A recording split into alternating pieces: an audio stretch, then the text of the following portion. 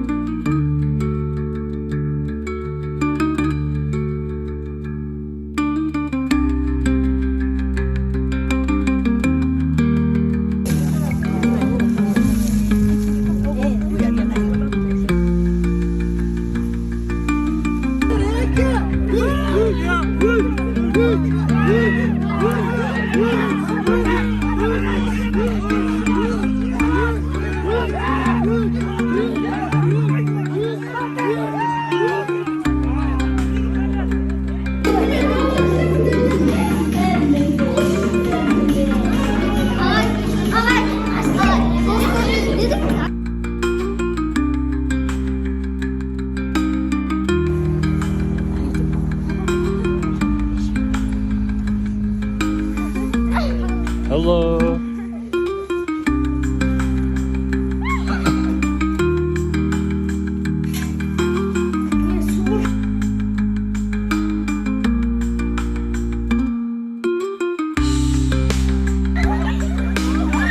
Oh no.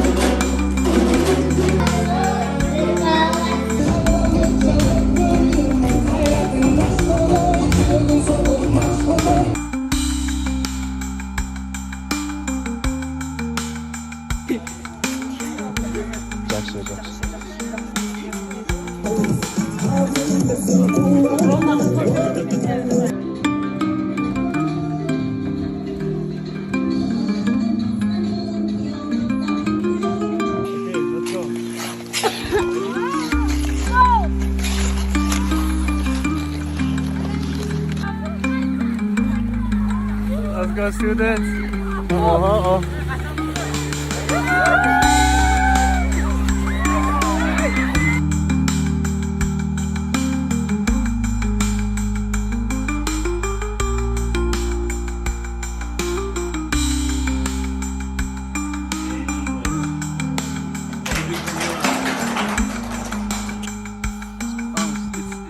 It's a video.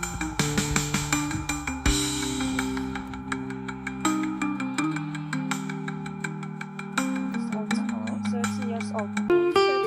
So you are all. And lastly, let's talk about the climate. In the north, our climates are cooler.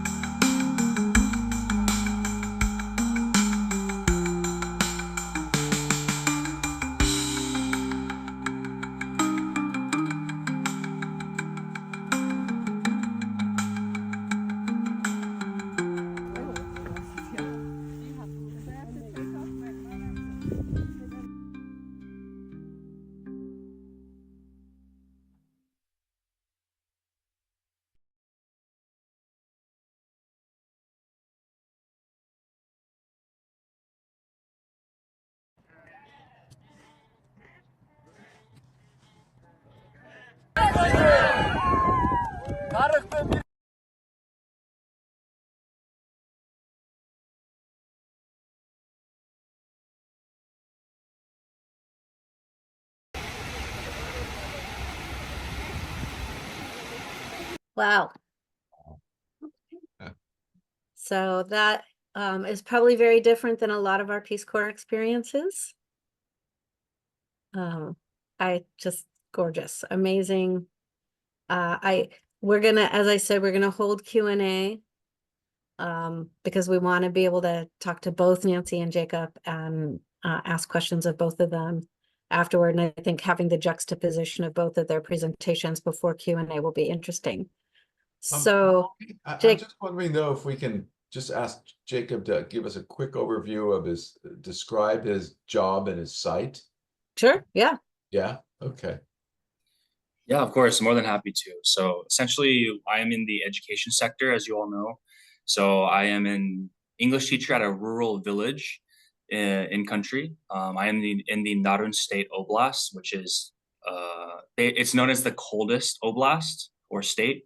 And what else do I have to say? Yeah, so one of the, at least for this post, all of our volunteers are at the rural villages.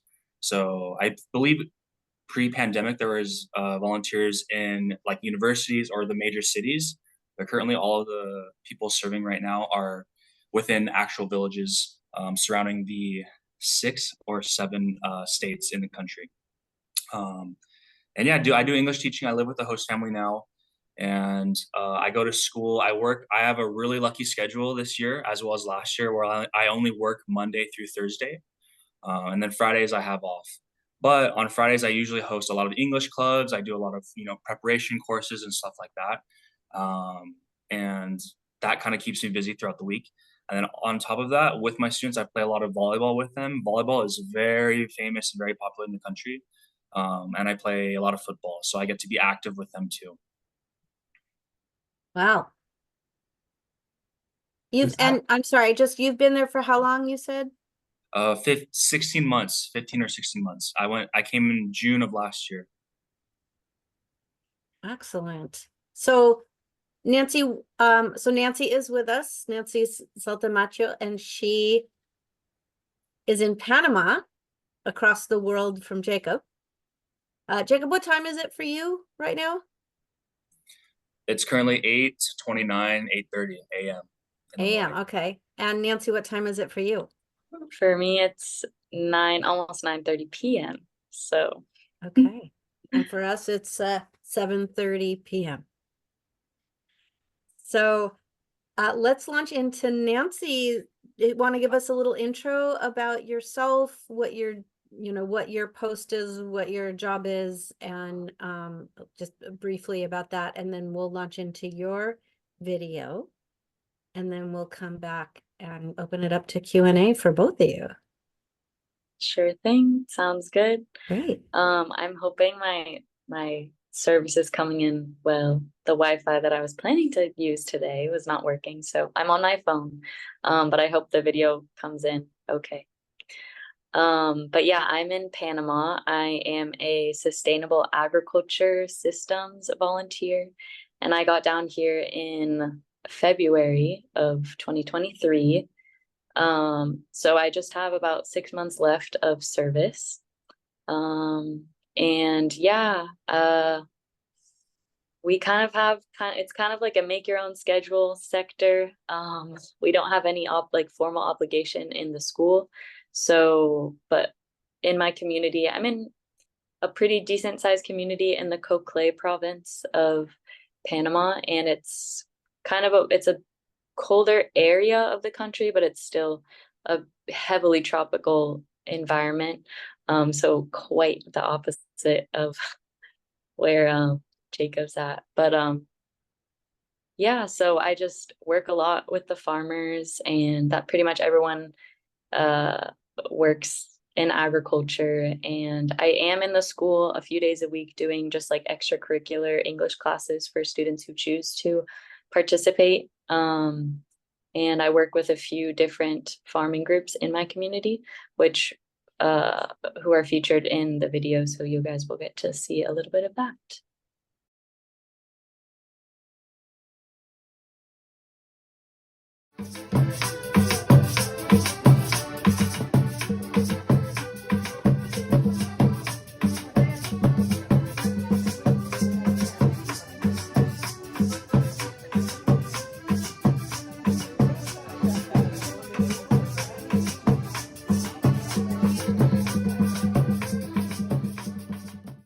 Ese es el vivir de nosotros diario de todos los días. Cuando vemos la gente por ahí, los amigos, a veces le tenemos ciertos pregones así, pero siempre sí, la amistad entre todos nosotros, toda la familia aquí que vivimos.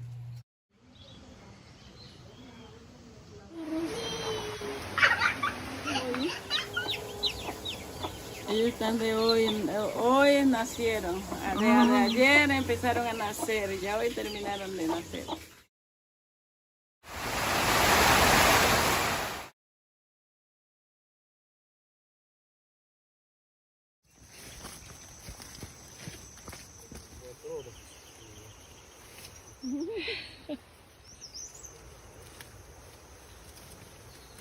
Hemos sembrado maíz, frijol, arroz, ahora están sembrando la gente mucho culantro para la venta. No en gran escala, pero sí, eso es lo que hemos vivido por muchos años, todos nuestros antepasados y nosotros. Acá de parte del pequeño grupo que tenemos acá con la compañera Nancy, yo agradecido con lo que hemos valorizado, lo que es la agricultura orgánica, muy buena y muy positivo lo que se está haciendo.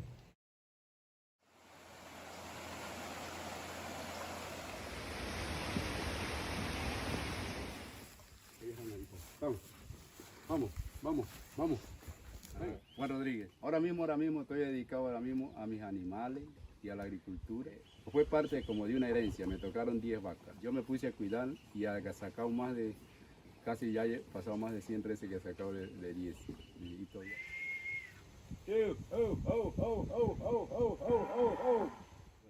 Yo para mí, de todo lo que yo he crecido en esto, porque yo crecí con mis padres aquí. Desde muy niño yo estaba aquí con estos animales. Yo crecí entre estos animales. En estos animales, para mí, es como algo, un empleo que yo tenga. Yo cuido, vendo y de ahí me sustento. Este legado lo dejó mi papá, entonces yo es el único de todos los hermanos ha seguido este legado. Yo quisiera, entre mis hijos, mi familia, que no abandonáramos esto. Porque si yo crecí en esto, mis padres me criaron en esto, yo quisiera que todos, antes de tomarnos un café cuando están reunidos, yo los aconsejo. Hagan lo que están viendo y lo que yo hago. Sembrando lo que yo siembro. Yo siembro árboles para la sombra del ganado. Siembro árboles para la madera, para nosotros mismos. Como yo seguí el legado de mi papá, así mismo yo quisiera que siguiera mi familia o los que vienen detrás, no sé si sea nieto, no sé si sea...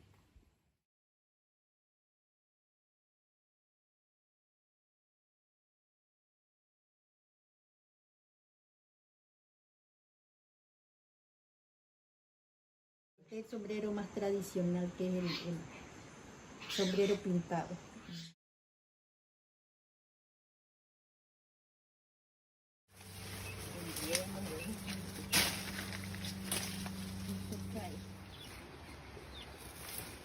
Entre más bajito se cortan. Este no, que usted lo jala así.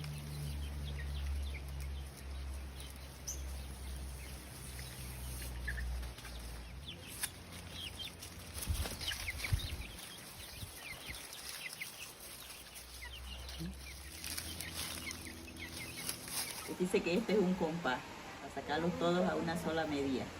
Entonces se traja así.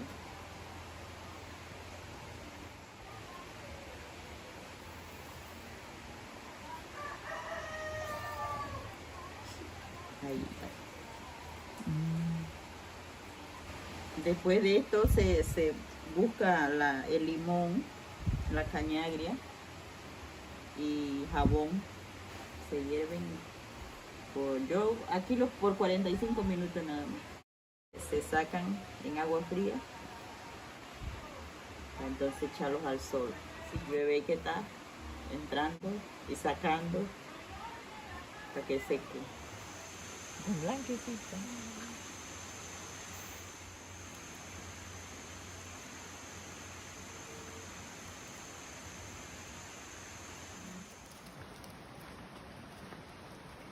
Como que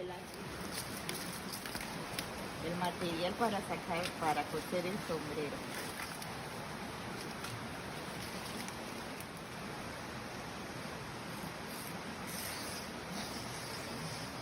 Sí, esta hay que cortarla con mucho cuidado.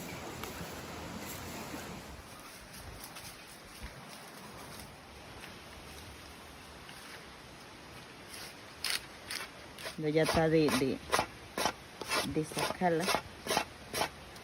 Es así. Ahí sale el... Y para el que no sabe, todo esto es trabajo. Ay, yo no saco eso porque esto es trabajo. Sí, da pereza. Todo esto, pero si te lo necesita, tienes que hacerlo. Ahí está. Ahora.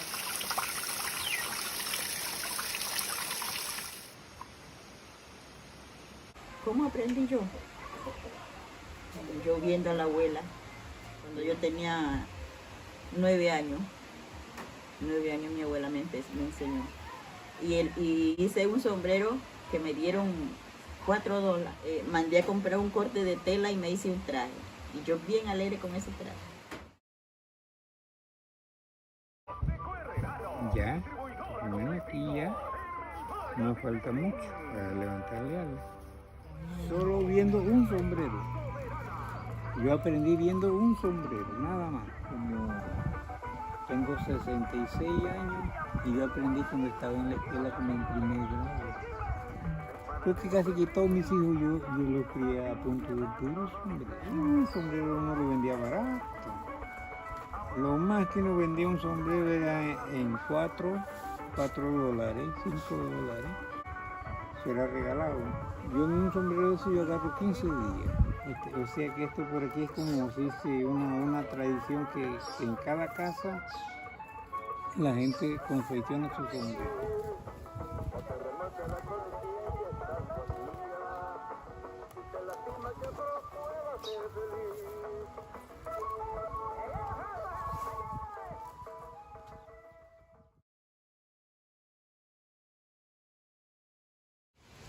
Mi nombre es Airester Martínez Vargas. Tengo 2 años de pertenecer al grupo y 1 año y medio de llevar el cargo de tesorera. He aprendido muchas cosas de los compañeros y bueno, espero continuar con ellos y aprender más de ellos y seguir adelante. Y bueno, que sea de beneficio para todos. Eso me gusta. Muy buenos días. Somos parte de la cooperativa Divino Niño. Somos 19 miembros en total. Bueno, mi nombre es Emiliana Chiril. Soy vicepresidenta de la directiva. Tengo 2 años de ser parte de la cooperativa. Mi nombre es Yamixel Martínez. Soy secretaria de la cooperativa y tengo también actualmente 2 años. Mi nombre es Pedro Sánchez y soy vicepresidente de educación. Tengo 3 años también de estar en el grupo. Tendrán de echar para adelante siempre. Ahorita nos estamos dedicando a lo que es el cultivo de culantro, ceba de pollo. Atrás, como pueden ver, algo de maíz. Tenemos 2 años de estar activos y un gran logro es que nos hemos mantenido unidos. Algo muy bueno que viene a futuro es el invernadero. Tenemos una aspiración es seguir cultivando más productos, buscar más gente que se anime para que nos apoye más, para que el grupo sea más grande.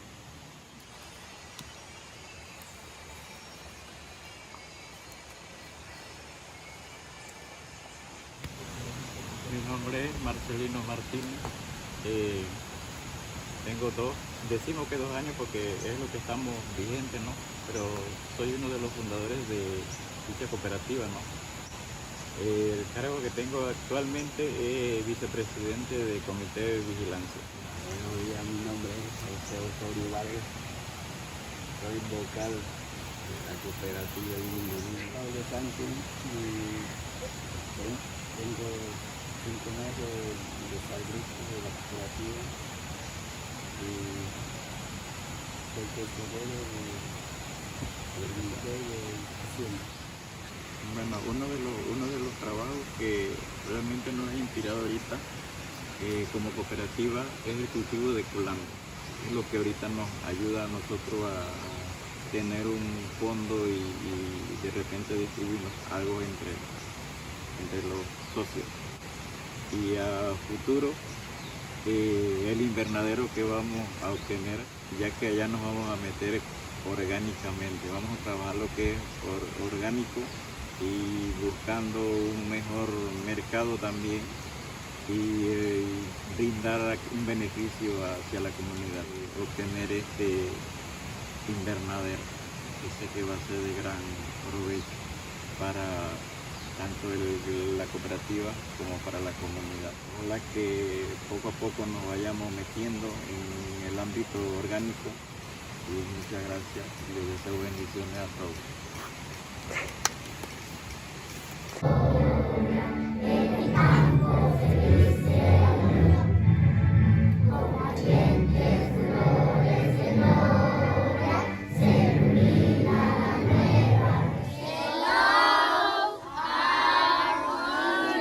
¿Cuál es tu parte favorita de tu comunidad? El río. El río. El río. El río. El río. La escuela. La La escuela. La escuela. La escuela. La escuela. La iglesia. La iglesia. La iglesia. La iglesia. ¿Cuál es tu materia favorita? Matemática. Mi materia favorita es educación física. Todas. Matemática. Educación física. Todas. Educación física. Matemática. Matemática. Español. Matemática. Español. Educación física. Todas. Español. ¿Y qué quieres hacer cuando seas grande? Policía. Enfermera y ya me voy. No sé. Doctor. ¿Cómo yo? Policía. Policía.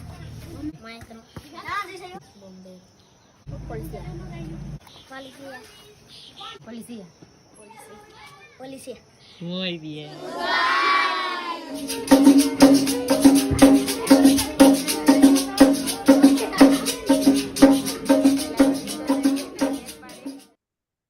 So I have to say that it was exciting to see the group, since we funded a mini grant for you, to be able to see actually the people that are benefiting from that and what they're doing is really extra exciting, in addition to just seeing, you know, your Peace Corps experience. It's so cool to be able to see these, you know, while you're actually in the field. I want to open it up to Q&A, so just either put the little raised hand or physically raise your hand if you're on video, and we can jump into some Q&A.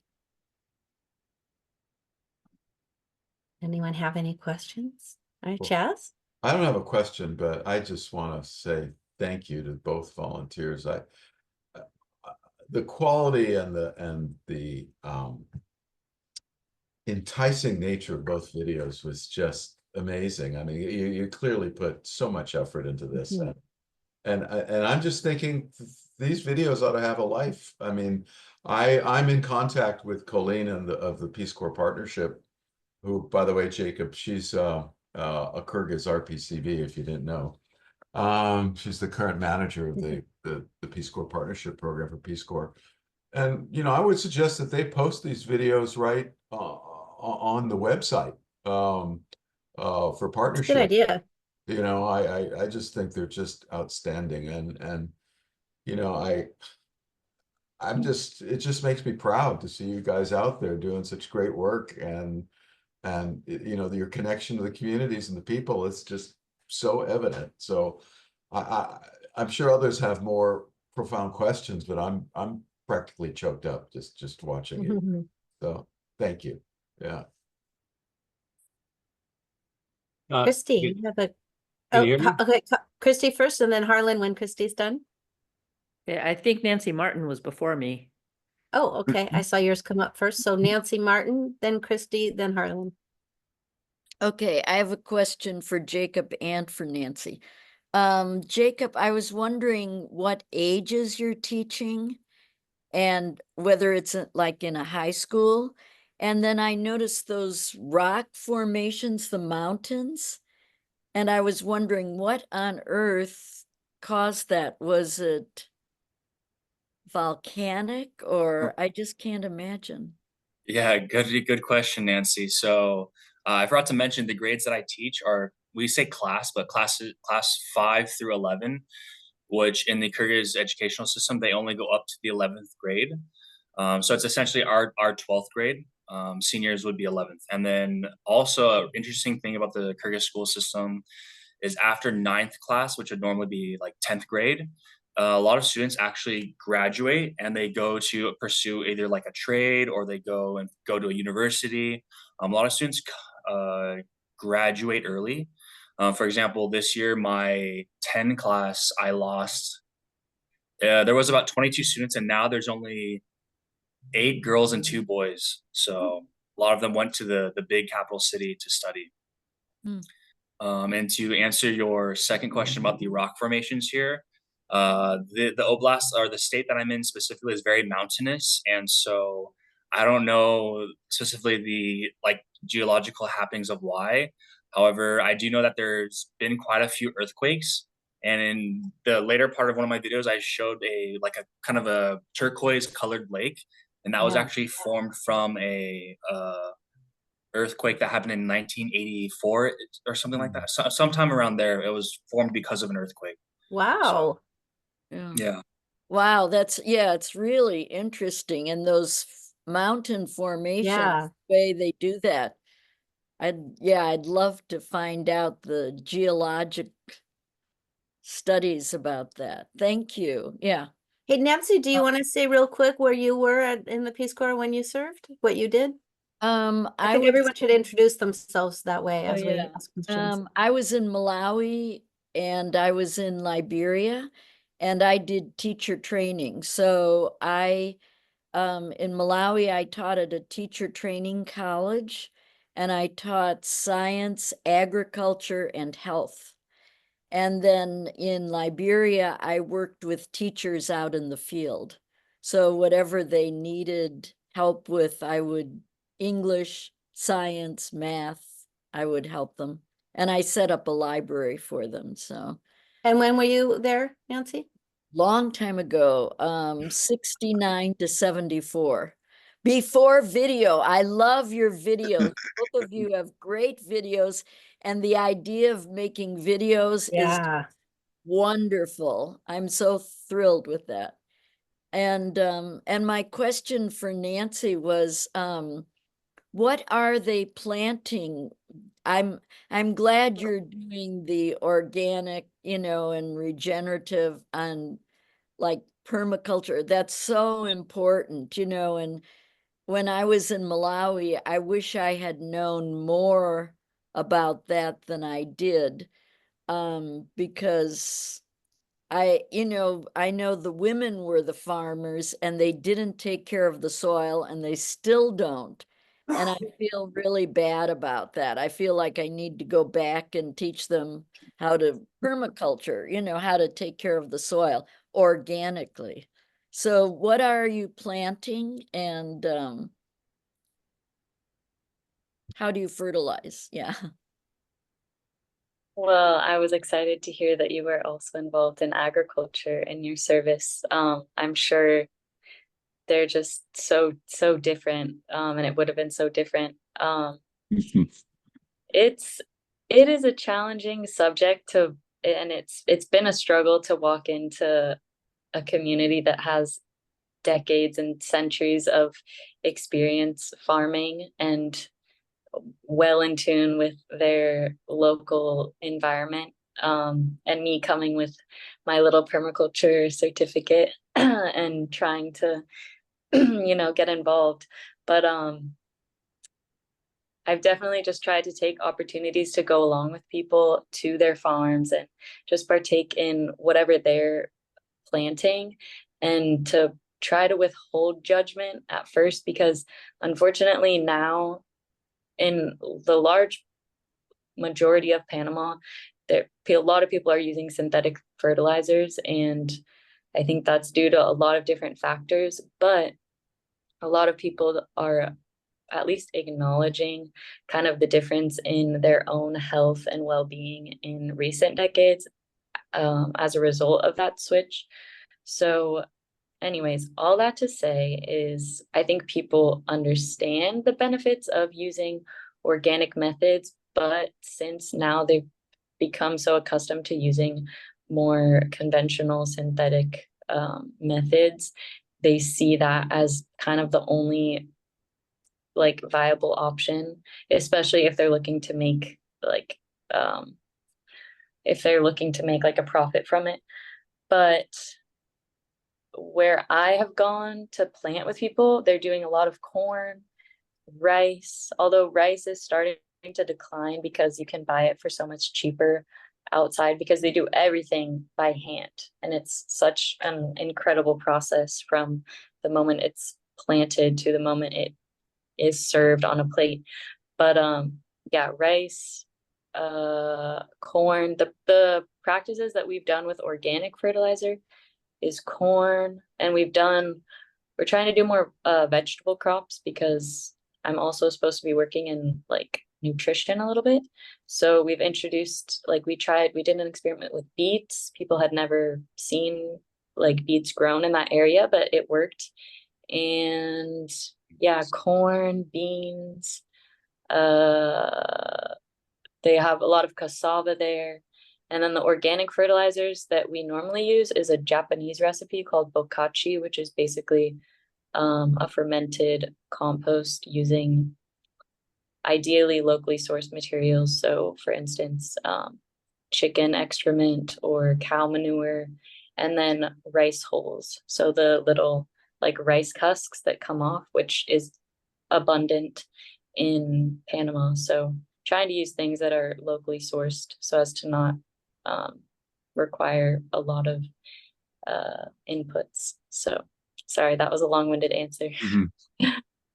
No, that's good. I know a lot. I was surprised in Malawi, they were growing a lot of corn, and corn doesn't take care of the soil, and it was like a monocrop, and so yeah, I think if you can try the Three Sisters, that would be good, huh? The beans, the corn, and you know, I don't know, Squash. whatever you have. Yeah, we got 2 out of the 3, but it's difficult with the rainy season, because when the corn grows well, it's pouring down rain, and then the beans, they don't do well with all that moisture. And then there's a lot of leaf growth with the beans rather than like the actual pod. And then once the pods do produce, then they just get soft because of all the rain. But that's not to say we can't try it again. So it's an experimental. There might be a green crop that you could grow that likes a lot of water. I do want to make sure that we have 3 other people also lined up for questions. So I want to make sure that we can get to everybody's questions. And I'm done. So thank you both. Yeah. Okay. So the lineup is Christy, Harlan, and then Kirsten. So Christy, you're on. Thank and maybe you. introduce Also, again where you served and when you served, what you did. I will do it quickly since we don't have a whole lot of time. I'm Christy. I was in Zambia in Southern Africa from 97 to 2000. I was doing water and sanitation, and then I extended a 3rd year and did wildlife conservation out in a game park, which was incredible. But let's turn to you guys. I have questions for both of you. I'll keep them short here. Nancy, first of all, what did you study agriculture or environmental sciences? Somewhat. I majored in business and economics, and then I minored in Spanish and environmental studies. So part of that environmental studies was a little bit focused on agriculture. And in true Peace Corps fashion, you're doing it. And Jacob, you studied kinesiology, is that what it is? Yeah, kinesiology. Kinesiology. Human movement, basically. Right, yeah. So just like me, I studied something one thing and went into Peace Corps, and they had me do something totally different, which was great. I learned a lot. But so Nancy, in your video, it had said that a lot of people that do the weaving, that's still a source of income. Are they selling to their own community or to tourists, or who are they selling to? Yeah, that's a good question. I don't know if you were the one that put the Etsy question in the chat, but that's a good idea. Okay. That's actually another objective of our sustainable agriculture title, is to try to work with like small business owners, which has been a goal of mine, but it's also been a little bit challenging. But they will sell to community members, local community members, but the price is not at all reflective of all the work that goes into it, especially when they sell to like family and community members. But it's also pretty hard for them to find outside clients. So a lot of times they'll sell to intermediaries who will buy directly from the community and then double, triple, quadruple the price of the hat and sell it, for instance, in Panama City, where there's a lot of tourists. But since it's really hard for people who live kind of in more rural areas to get those connections. A lot of times they turn to those maybe cheaper options because it's better to sell something than nothing. Yeah, thank you. Jacob, I know that you said that all the teachers there in the Kyrgyz Republic are in rural areas. And again, I was there 10 years ago. And when I was there, the people were, a lot of the community, especially in rural areas, were semi-nomadic. And so I was up in Is It Cool and a few other areas in the summertime when they were nomadic. And I'm wondering, is that still a practice, and does that interfere at all with schooling? Yeah, great question. So right, to my understanding too, before coming to the Kyrgyz Republic, I was understood that there are nomadic people, they do all the traveling, but then I learned that that was more of a pastime. They still do travel over summer. We say Jailo, which is basically just the summer pastures. I showed a little bit in the video, but every summer, for example, in my village, we have two summer Jailos. One's called Aksai, one's called Koksai, which is like Blue River, White River. And basically we go there. I got to go with my family over summer, and a lot of reasons why we have a Jailo is for the animals to herd and stay and eat a lot of the grass. And then during winter, we'll bring all our animals back to our houses. Yeah, so they still do on summer vacations. They go to school, or they go to the Jailo. And I still have maybe 2 students that have not come back from Jailos yet. And we started school September 1st. So two or three of my students are still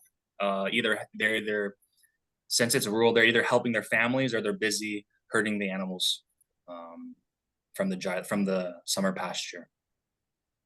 And are you riding horses yourself? Luckily, I've had the opportunity to ride quite a bit of horses. One of the really important, I guess, Peace Corps rules is that we're supposed to wear a helmet whenever we operate a donkey even or a horse. But I've been happy that I've been able to ride some horses here. Thank you. I love that you call it operate a donkey. It's so funny. I'm 6'2", so my 5th class forced me to ride a donkey with them, and my feet were literally 2 inches from the floor, and everybody just started laughing. So donkeys are very funny in my village. Oh my gosh, I love it. All right, Harlan, you are up with your questions. Did he drop off? I think we lost Harlan. So I think over to Kirsten then. Okay, yeah, so up to Kirsten, and then you're on. Thank you. Can you hear me okay? My name is Kirsten. I served from 2011 to 2013 in the Eastern Caribbean on a little tiny island called St. Vincent and the Grenadines. And I was an institution / NGO development volunteer, which kind of just meant go figure out what the community wants to do and do it. And then I kind of transitioned to working with just an abundance of street animals in the area and started an animal welfare organization just to kind of help the animals, of course, but also the people, and just kind of get awareness in more rural areas for just proper health and whatnot. So my question, I have lots of questions, but gonna shorten time. So I think that like over time, we start to kind of not forget, but maybe certain memories kind of stand out from our services more than others. And I wonder if you're looking 15, 20 years down the road, like some of us on this call might be, what is maybe one experience or memory that you think you'll always hang on to and always kind of quickly attach it to your service? I know it's kind of a big one, but maybe follow your intuition and gut with what comes up first.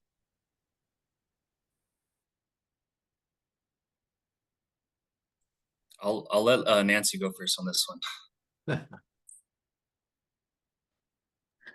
Oh boy, that's a good question. And I think that's something important to think about, because since we're having so many new experiences all at the same time, I think it just becomes the norm for us to like just have so many new things happening. So it's good to step back and really appreciate each moment.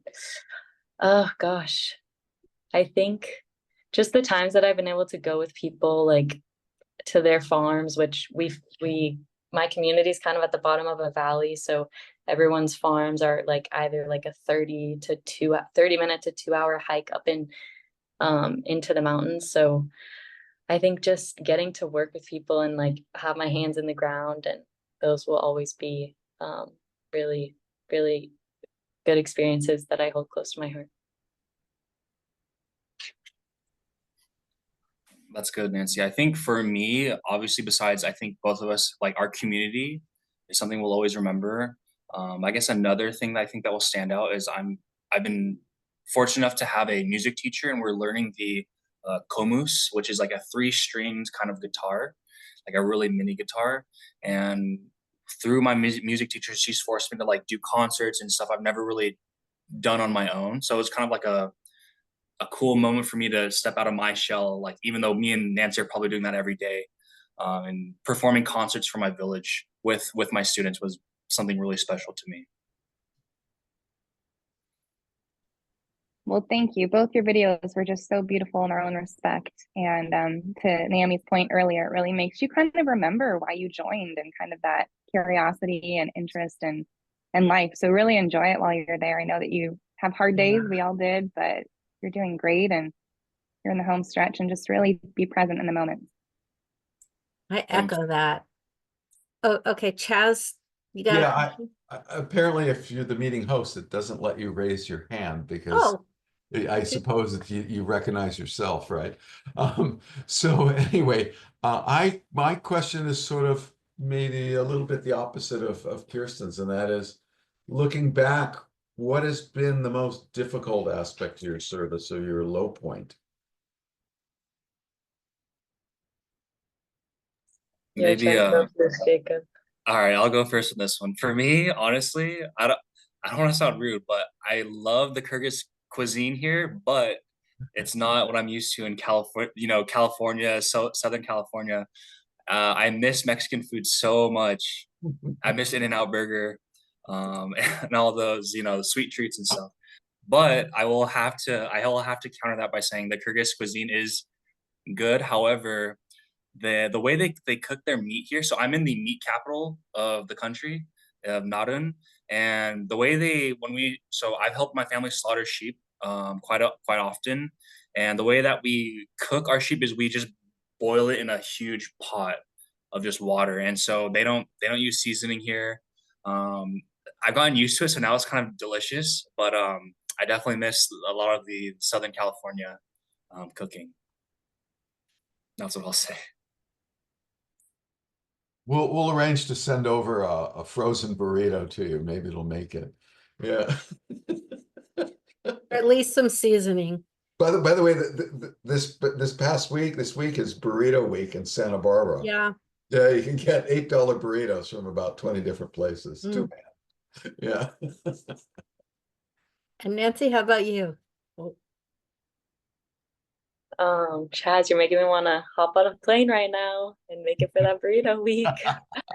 The food has also been quite the change, but I was just thinking it's just nice to have an audience of people who have such close shared experiences with us. So I feel like any struggle I'll say is probably one that we all felt, which is comforting in a way. But yeah, I think just those first few months of just trying, like forcing myself to get out there and meet people. And I wasn't with a host family, and my like designated community guides just kind of left me. And so it was just all on me to just like get out there every day and try to meet people. And it was hard and it took a long time, but I'm grateful that I was able to do it. And yeah, it just goes to show that Peace Corps really is, it takes a while to build people's trust and to get integrated. But once you're in that, once you pass that threshold,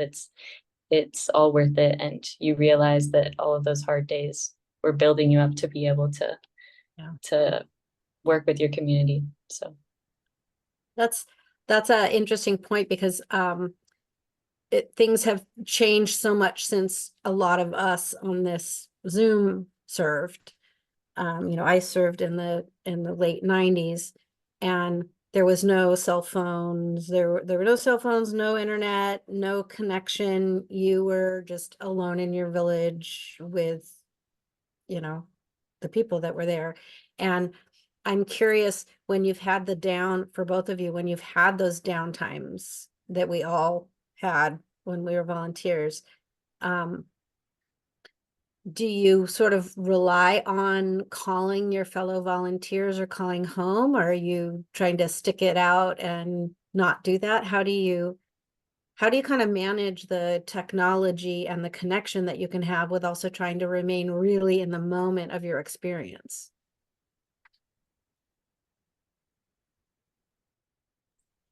I will say, sorry, Nancy. I will say that that's such an interesting perspective, like, because yeah, luckily with technology, and my site has internet, it's been very helpful having that kind of component of social media and being able to connect with friends and send each other memes or relatable kind of things that happen in country, or just like sometimes we'll send like updates of like what we're eating for the day, or updates of like a funny like photo of something our children said or something. So I think that connection has been really helpful. Yeah. I also appreciate that comment, and just the reminder that technology is a beautiful thing that we have right now. And I don't know how you guys managed without it. But I also have Wi-Fi at the school in my community. I think it's a blessing in its own way that the signal in my community doesn't reach my house. So that kind of puts up a barrier that I don't have to put up myself. But definitely in those like those first few months, I was relying on fellow Peace Corps volunteers, just because we knew that we were the only ones that could relate and like specific to our country. So yeah, I haven't really been present on social media very much, just with like my family, and but yeah, I've definitely relied and taken advantage of the technology that we do have access to, which has been a big benefit. That's interesting, because I always think of it as, or I have been thinking of it as, how much that would have taken away from my experience.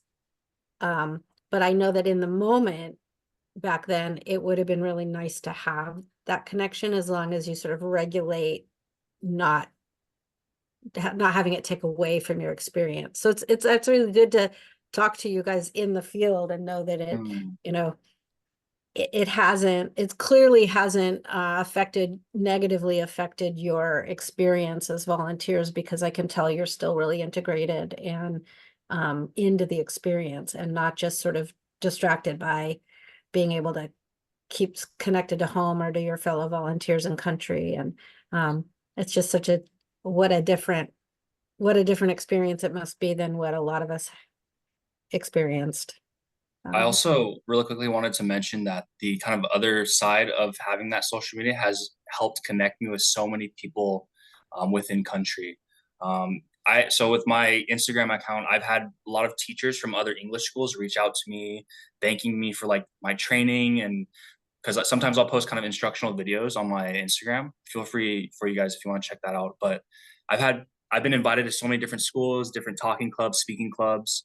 And then the other thing with social media that's been really helpful, I guess, with just messaging, is we'll have WhatsApp groups for like certain classes. So sometimes, at least my students, they'll send each other the homework, like the page. Hopefully they're not sending each other the answers per se, but it definitely happens in school. But it's been just a really good way to keep everybody up to date. And I've been able to utilize social media that way pretty effectively, which is nice. That's very cool. I hadn't thought about that part either. So that's really neat. I do have one last question, but I want to open up. Does anybody else have other further questions? We're right at about time right now. I think Christy's got her hand up. Yep. Okay. You. I couldn't see it with your background. Okay. Okay. This isn't a question. This is, and Naomi, I'm kind of jumping the gun on your as facilitator here. But if either of you, when you do come back, and if you're in the area, we hold panel discussions for volunteers that are about to go out. And if you guys are in that happens in May, about May every year, right when UCSB is getting out. If you guys are in the area, we would love for you guys to be panelists and to talk about your experiences for the new volunteers that are about to leave. That's all. So no question, just recruitment. Very good recruitment, Christy. Yes. So I thought one last thing, a couple things. One last thing though is I would like, before we start to wrap up, is we've lost a few people over time on this event, but I see, so Julie, who joined us a little late, she's on our board as well. I thought we could go around those of us who haven't said where and when we served. So Julie, where and when did you serve? You need to unmute yourself. Muted.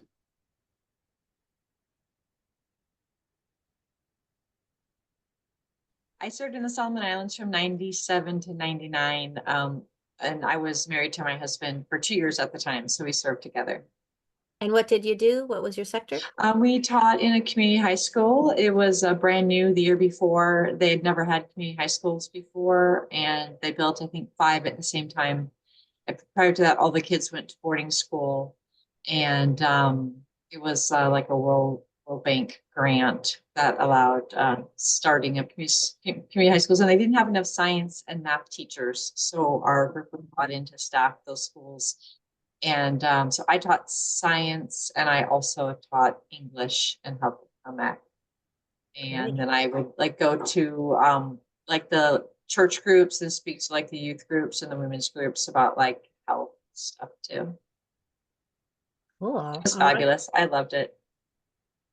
And Jane Brackwell, do you want to say where and when you served, what you did?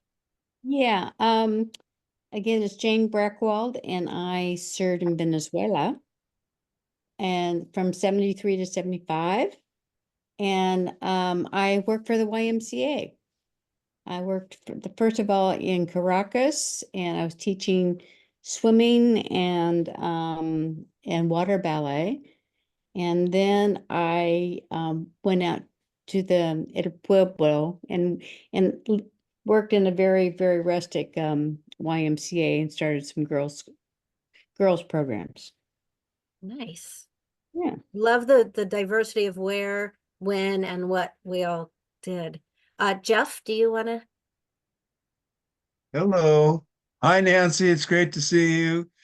I was a VISTA volunteer back in the day when Peace Corps and VISTA were the same organization. I served 1 year in rural Southern Maryland, and we had a fantastic project. I learned a lot. When I got there, there was already an established credit union to make loans to low-income people. There was a self-help housing group of young citizens. Society, and I was a planner helping to coordinate the activities of our sponsor organization. It was a great experience, and I'm glad to have, I'm glad that the Peace Corps group here in Santa Barbara let me into their club. And thanks, the videos were fantastic, and it's just inspiring and heartwarming. Thank you, everyone. And Kathy, do you want to do a quick intro of yourself? Hi. I was a volunteer in Kenya from 78 to 80. My job was to be a music teacher and an English teacher. Wow. And I loved the videos, seeing all the people you work with. Thank you so much. It's definitely neat. Chaz, I don't know, did you say when you served and what you did? No. So I served in Micronesia from 76 to 78 and worked in public administration. And by the way, we had a very high-tech and efficient means of communication. It was called a postage stamp. But on the other hand, you know, when you live in the islands, you start to depend on what's called the coconut wireless. I'm sure Julie knows that too. And somehow news got around the island so fast just through rumor and gossip. So better than Wi-Fi, better than the internet. Then I was selected as a Peace Corps fellow and did a 1-year management rotation in Peace Corps in DC. And then I was shipped out as an associate Peace Corps director in Western Samoa from 80 to 83. Such a diverse group. I don't know if I said I served in Cameroon in Central Africa from 95 to 98. And then I actually went back as a technical trainer from 98 to 99 for the pre-service training. I wish that we could go on and hear more and more. But we are 7 minutes over right now. I have one last question to ask our 2 Peace Corps volunteers before we sum up, but do people want to stay and chat more? I don't know if Jacob and Nancy have time. Nancy, are you willing to stay on? Would people like to stay on and chat after we sort of sum up the event? Seeing maybe people are ready to go to, some people want to stay. So I don't know, Chaz, since you're the one. I'm happy to keep the line open. Okay. But you know, I know particularly for let me see, it's by now it's what, 10:30, almost 10:30 out there in Panama. So Nancy may be getting late, and Jacob's, I guess Looks like probably we have I some think we lost video. Nancy. Yeah, I think we've lost her actually. Yeah. Okay. Yeah. I will actually have to go, but I'm sorry that I missed the beginning of it. I'm so glad to find out that it was taped. I'm really looking forward to going back and watching the rest of it. Thank you for being part of it, Jacob. So it sounds like we'll probably wrap it up then. Yeah. But I want to ask, and Jacob, you're the last one, you're the lone standing one now. Sure. I love this question, and so I tend to ask this when there's panels and such. What is your favorite saying in your local language? What does it mean, and why is it your favorite saying? There's 2 that I like to say. The first one is Joshua Oshundai, which means like such is life. This is the way life is. So sometimes when something happens, a lot of times we like to just say like it's gonna be okay. We'll brush it off and we'll say Joshua, which is like to live.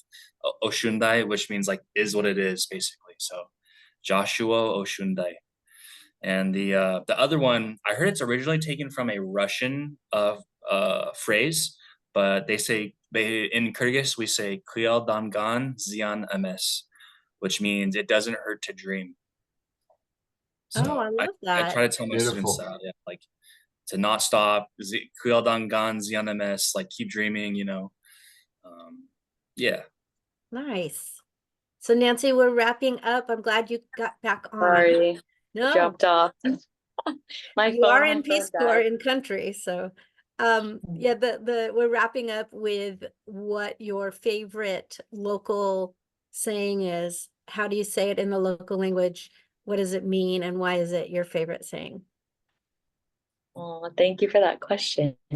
I was actually hoping that would come up.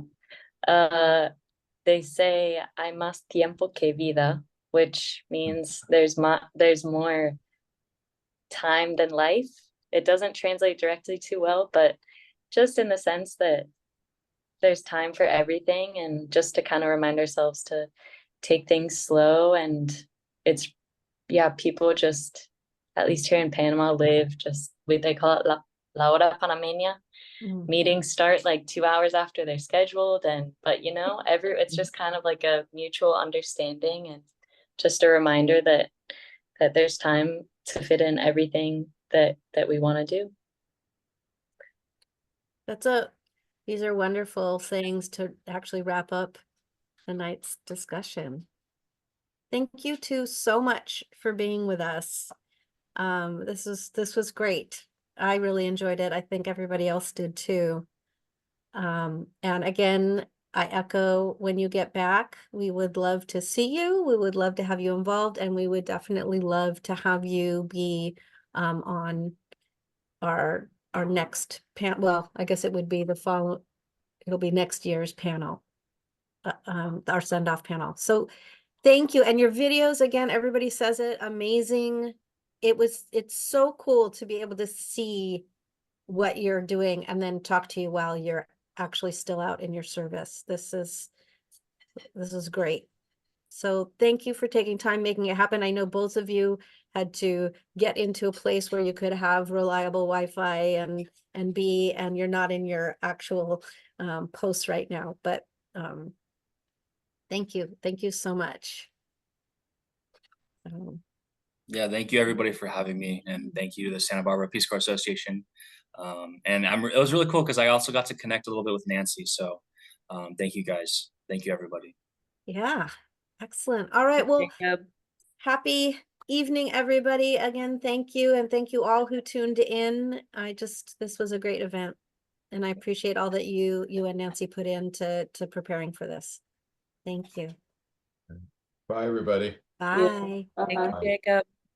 Yeah.